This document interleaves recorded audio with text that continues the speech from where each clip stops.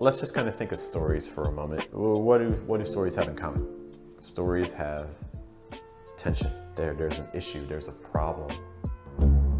We also have the dark night with hues that linger. So the hues of the dark night are bending in receipt of me, which suggests to me that there's a couple ways you can interpret it, right? I think in one sense that can be welcoming, okay? But then on the other hand, it's like, do I want the hues of the dark night to welcome me? We have so much bright kind of language throughout this. I don't know what to feel about this dark night. And I think that, let's just kind of think of stories for a moment. What do stories have in common?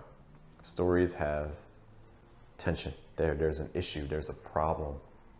There's some sort of force that appears that is against the protagonist's desires. Something's in the way. And I think in this poem, this sense of the dark night suggests that. However, I also don't know enough about the dark night in this poem to fully understand how I should be interpreting it. There's a lot of different possibilities here.